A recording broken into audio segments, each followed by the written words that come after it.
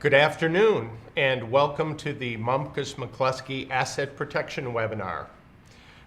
This is the second of a series of webinars that we're putting on to give a better handle to business owners and executives about the basic structure of how we can do asset protection. And our purpose today is to give you an idea of how to organize your personal and business assets so that you can make advantages of taking this business protection up to the easiest and most efficient way in which you can do it. My colleague Neil Goltram and I will be your hosts. Let's start with an overview of what we will cover.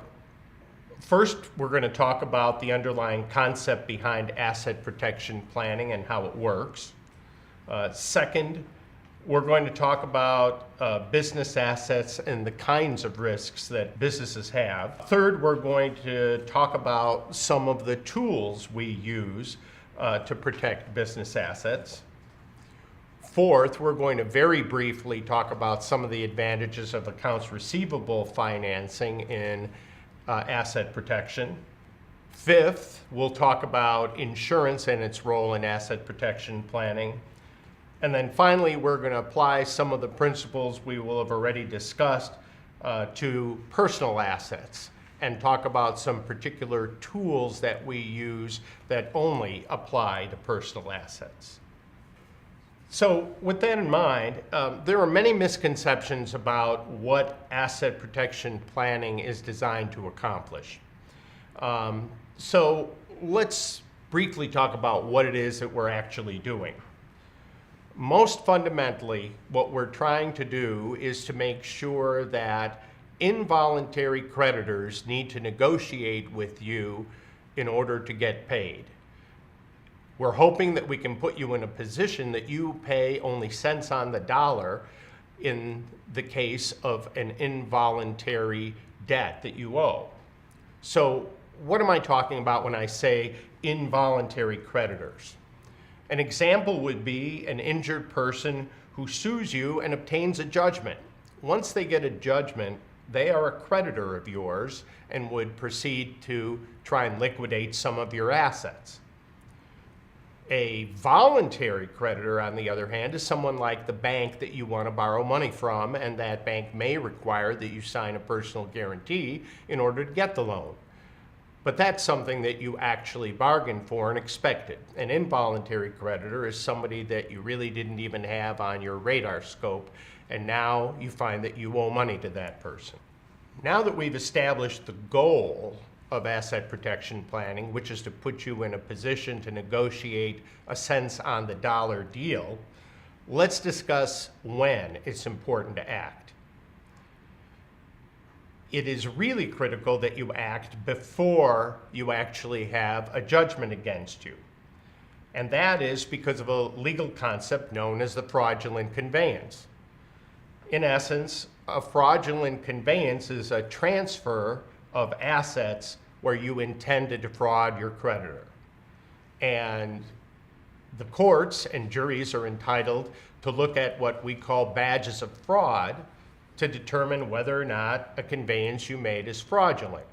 So an example might be is that you have gotten a judgment against you, you owe someone $2 million, you thought that you would then make a transfer of all of your assets to your children, and you'd make those transfers after the judgment has already issued against you. It is virtually certain that that will be treated as a fraudulent conveyance, and any asset protection that you hope to get out of that is not going to be useful. A couple examples you'll see of a fraudulent conveyance and badges of fraud are the fact that you know that litigation is threatened against you, you know that you're transferring virtually all of your assets to someone, leaving yourself penniless, or you try and do the transfer in a way that is concealed. In other words, you try and make sure that nobody realizes that those assets were transferred. All of those things have been found in the past to be evidence of a fraudulent conveyance. What all this adds up to is that the sooner you act to implement an asset protection plan, the greater the likelihood is that all the details of the plan will actually be effective. Let's now focus briefly on the types of things that can create a liability for businesses. Obviously, to some level, you can have a liability that you created personally. This can be the case with doctors, accountants, dentists, architects, lawyers, where you commit a professional malpractice. That's a liability that relates directly to something that you did personally. However, when you're a business owner, you have employees and other agents who act on your behalf. And in those circumstances, you become liable for the things that they do that might be negligent. So, as an example, an auto accident that occurs when one of your employees is delivering a product actually becomes a liability that is a liability of the business, not a liability just the employee. You could also have general negligence in your business. You might run an excavating company and make an error as to which piece of ground that you excavated, in which case you're liable for all the damages that come out of that. You can also have liability that arises just because you own something. Owners of property are responsible for the things that happen on the property, such as a basic slip and fall during an icy season when you should have actually cleared a sidewalk. You might have an investment property or a summer home that you rent out. Similarly, just the mere fact that you own the property may make you liable.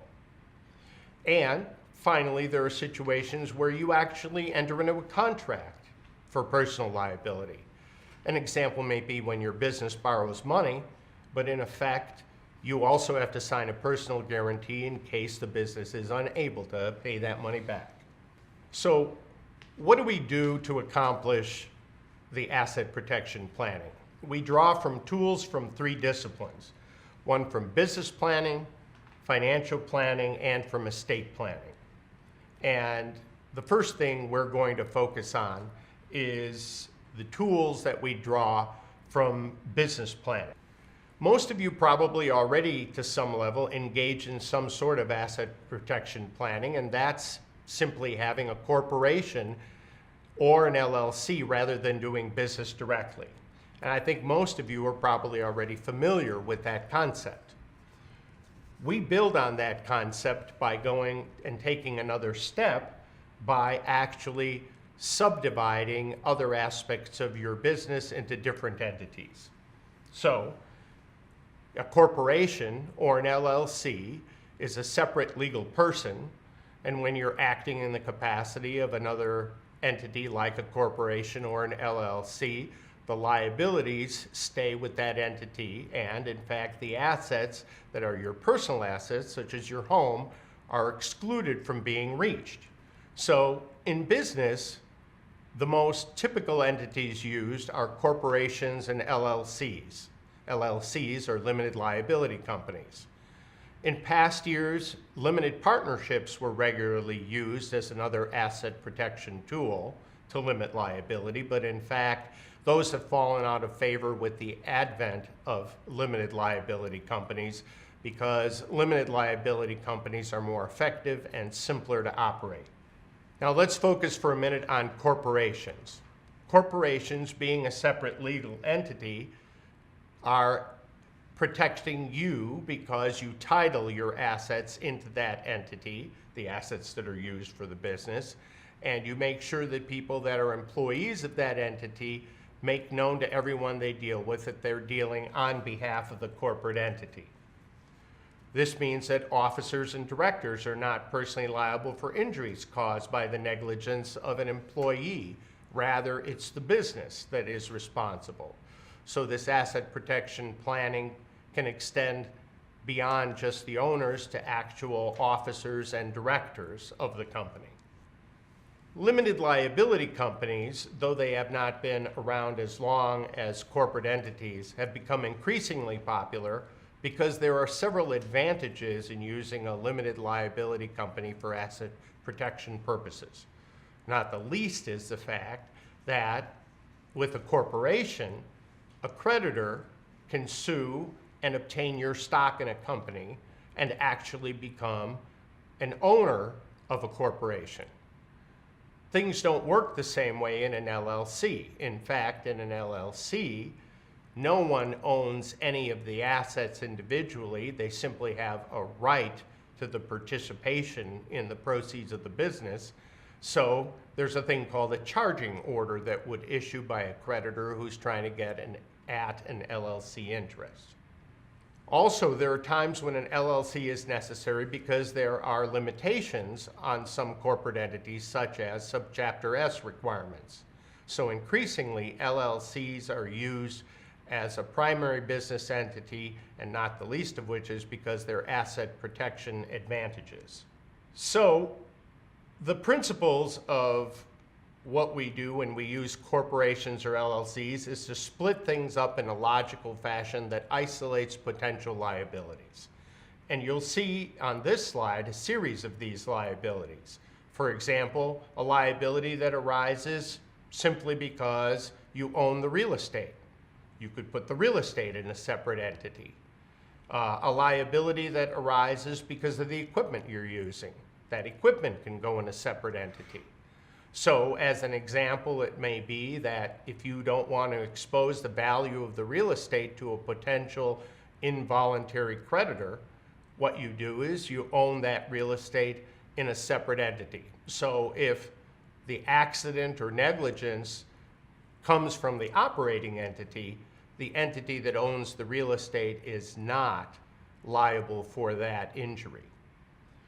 Similar things apply to removing cash from business. Sometimes people leave cash in business for convenience, but leaving cash in business leaves an easy asset for a creditor to chase. Regularly removing cash from the business makes a lot of sense from an asset protection standpoint. Qualified retirement plans, which we'll talk about in more detail, are excellent ways of protecting your assets. They have protections that prevent creditors from reaching them. And so on, and subdividing different aspects of your business operations into different entities. So here you see the general principles that apply when we split up a business into multiple entities. Multiple locations are fairly typical. We have represented a client that had many truck terminals, and the client, in fact, stored hazardous materials at each truck terminal and wanted to isolate each truck terminal. Other clients have leasing operations that operate out of a separate building from the building in which they manufacture and sell. Splitting that out as a separate business also makes a lot of sense. Real estate is probably the single biggest and most basic way in which you should split up the assets in your business. We have found very few circumstances where it didn't make sense to go ahead and break out real estate into a separate entity. We would strongly advise virtually all clients to do that. There are interesting side effects that happen from that, not the least of which is that there is a logical way to move cash out of the operating entity. Because the operating entity needs to pay rent, there is a completely logical excuse to be moving cash out of the operating entity even when a judgment is pending against you.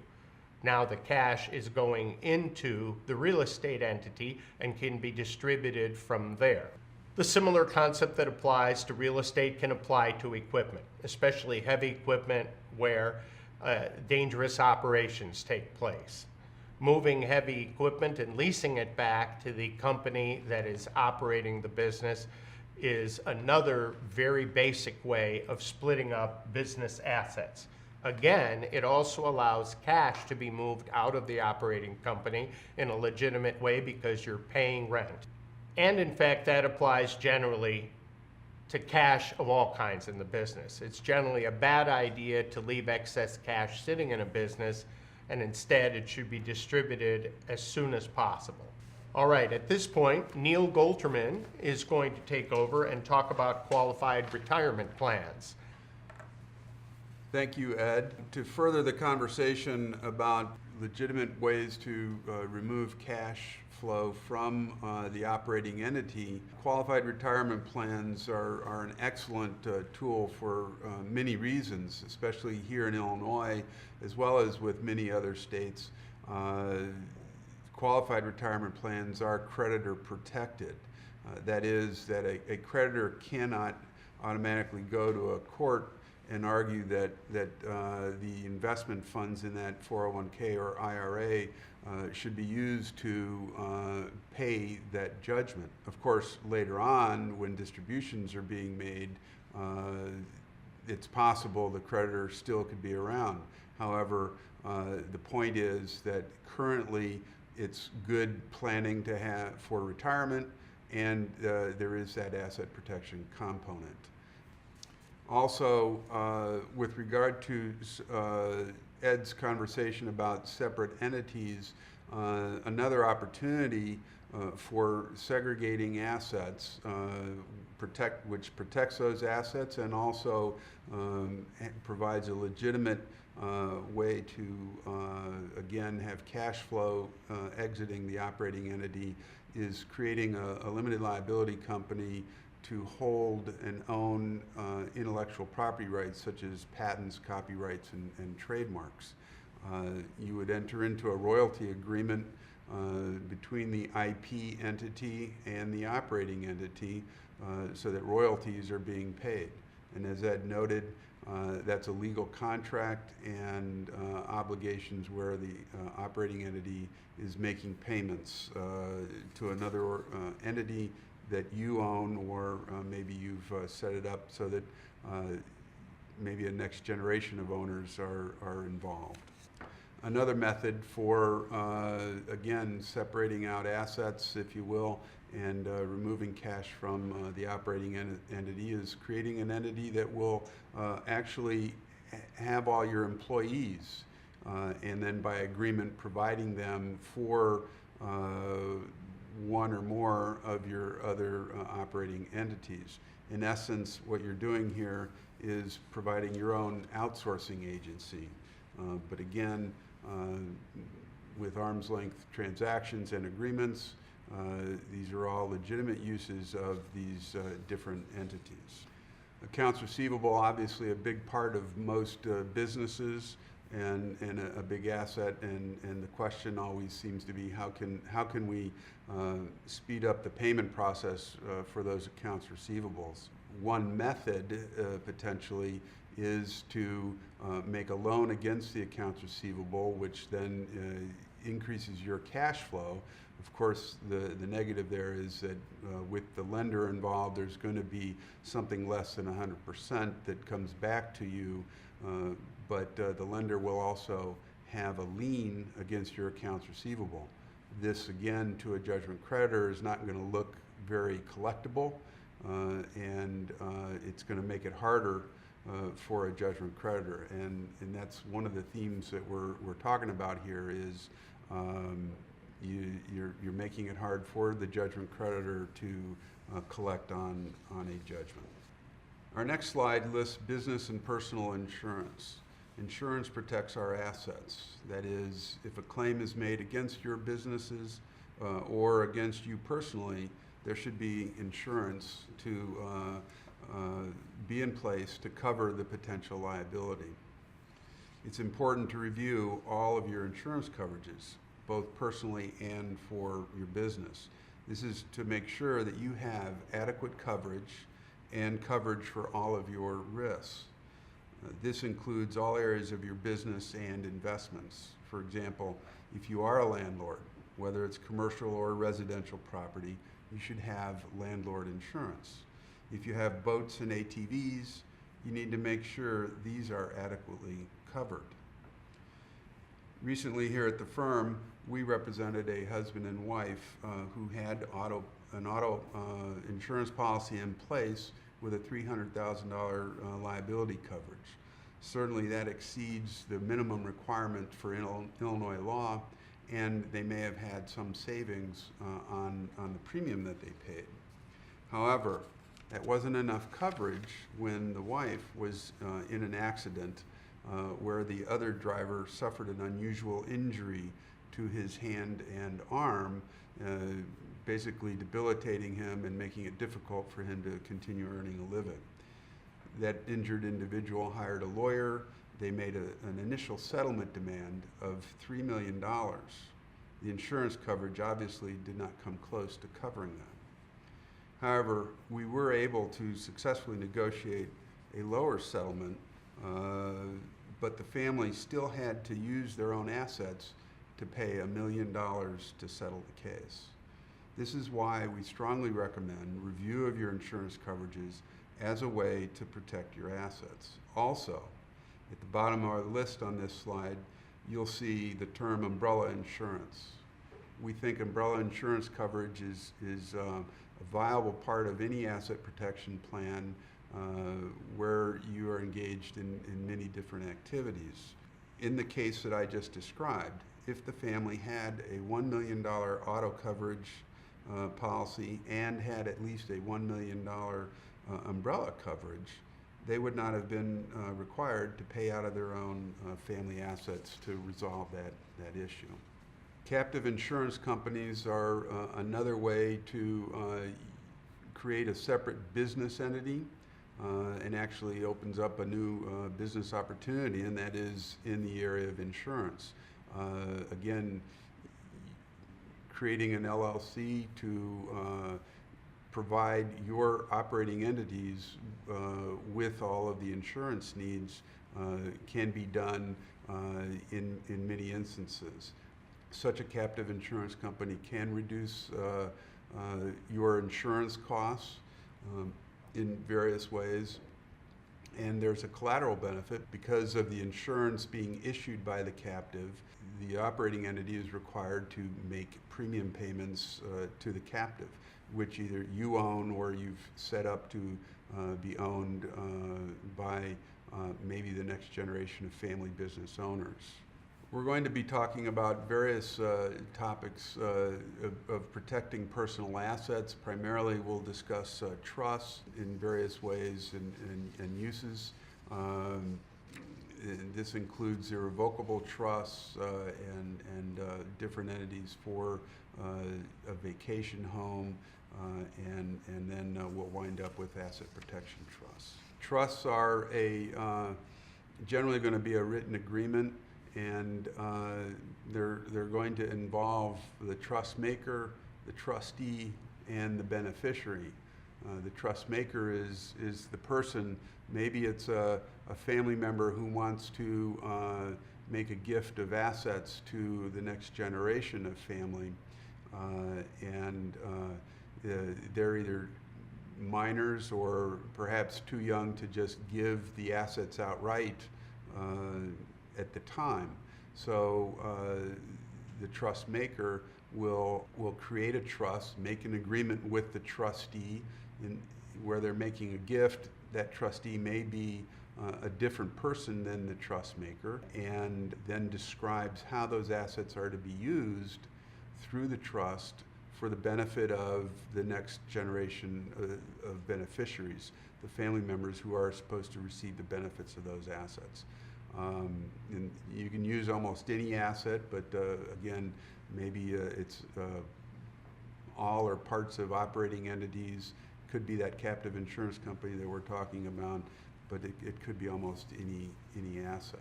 Revocable trusts are trusts that, by the very nature, can be amended or canceled at any time by the trust maker, also known as the settlor.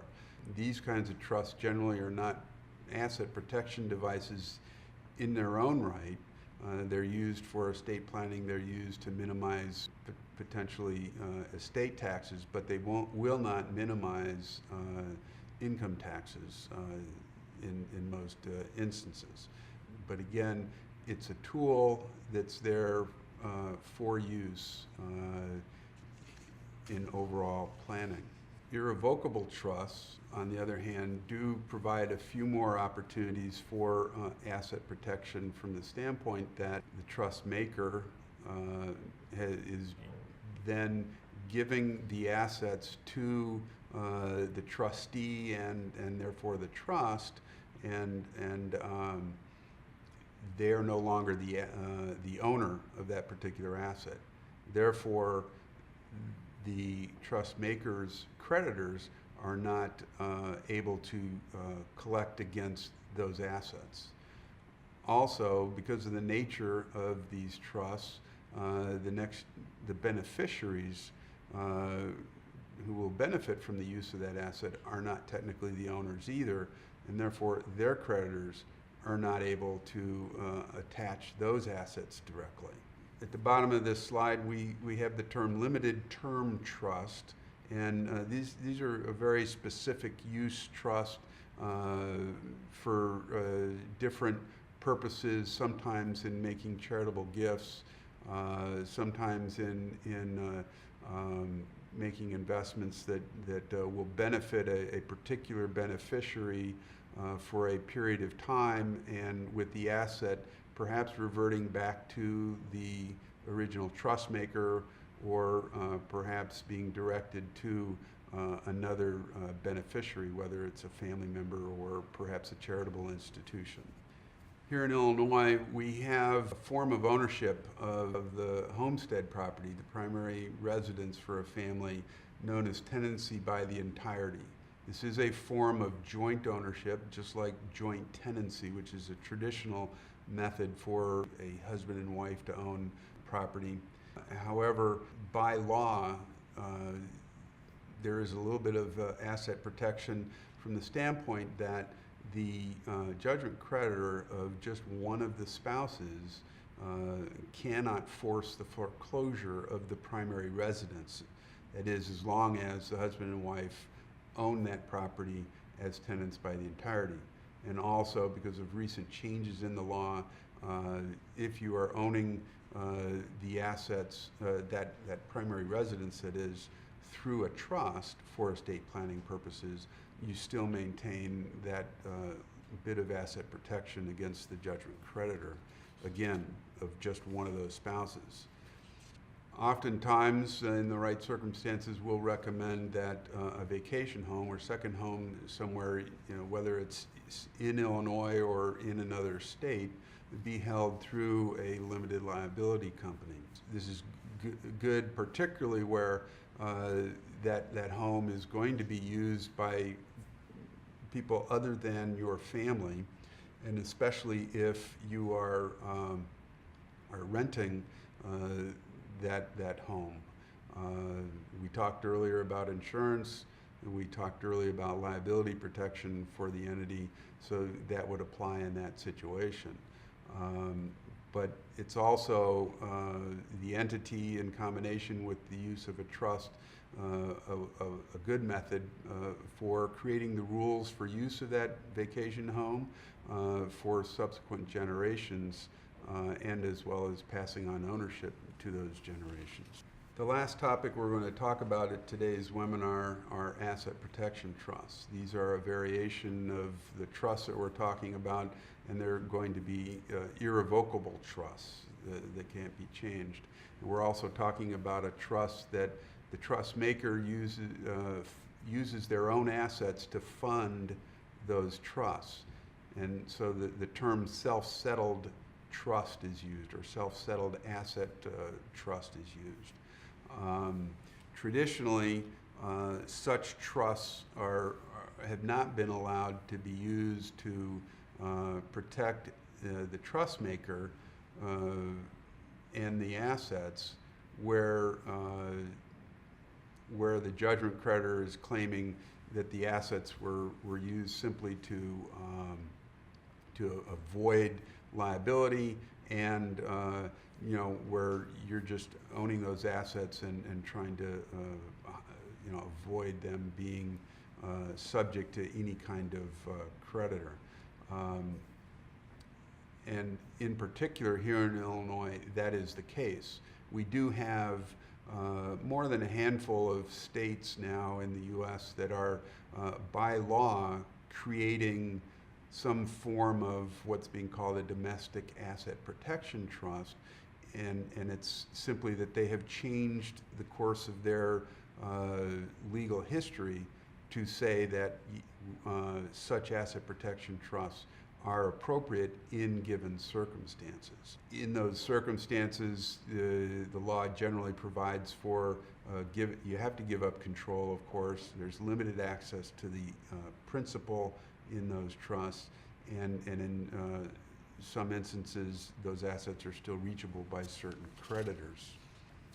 As opposed to domestic asset protection trusts, those that are being used somewhere in one of the applicable states in the U.S., we have international or offshore asset protection trusts. These have been around for a long time and generally have been used in situations where you're simply providing a roadblock to a collection by a potential judgment creditor.